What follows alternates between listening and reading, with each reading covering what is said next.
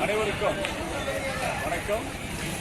5ஆம் உலக தமிழ்ச் சங்கத்தினுடைய நிறுவன தலைவர், தமிழ்நாடு வியாபார பேருடைய மாநில துணைத் தலைவராகிய இது ஒரு அருமையான நாள். இன்று ஜூலை மாதம் 20/7/2025 ஞாயிற்றுக்கிழமை ஒரு அருமையான நாளிலே திருவள்ளுவர் சிலையினை திறந்து வைத்து இந்த மாலை அணிவதிலே மகிழ்ச்சி அடைகின்றேன். ஒரு அருமையான சிறப்பு ஐயா, இந்த மாளிகை பேலஸ் சுமங்கலி சில்க்ஸ் இந்த தமிழ்நாட்டில் மிகச்சிறந்த ஜவுளி சாம்ராஜ்யம். ஒரு தந்தையாக கடையினை ஆரம்பித்தார்கள். 1984ஆம் ஆண்டு அந்த கடையை திறந்து வைத்தவர் நம்முடைய திருவானந்த வாரியார் அவர்கள்.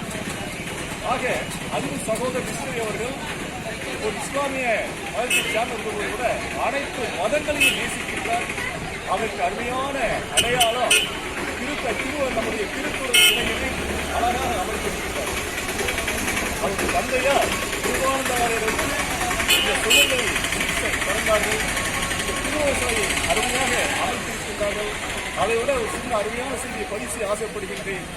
ஐயா விஷ்ணு அவர்களை நாங்கள் நண்பர்களாக சந்தித்த போது ஒரு அருமையான வேண்டுகோள் வைத்தேன். ஏனென்றால் கிட்டத்தட்ட 1 மாத காலங்களாக இந்த பிள்ளைகளை திருக்களை ஒப்பிட்டு வைத்து ஒருத்தர் ஒப்பித்தால் கூட ஒரு பரிசுகளை வாரி வழங்கி தமிழ்நாடே நிலையை கொண்டு பாராட்டியது தமிழர்கள் எல்லாம் மகிழ்ச்சி அடைந்தார்கள்.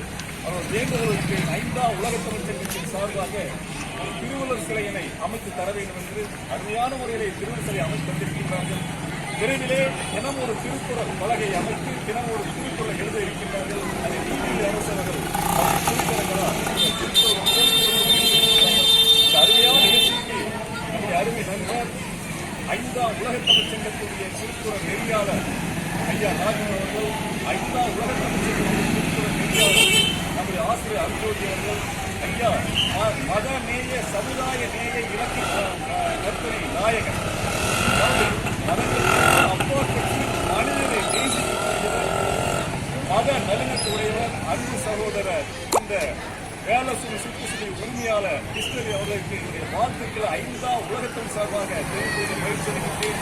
அவர் என்றும் வலதுகரமாக இருந்து இந்த கடையினுடைய வளர்ச்சிக்கு உறுதியாக இருக்கின்ற அன்பு சகோதரர் அன்சாரி அவர்களுக்கு வாழ்த்துக்களை கூறி வாழ்க்கை கூறி கொடுத்து இந்த மலர் மாலை அறிவிப்பதை மகிழ்ச்சி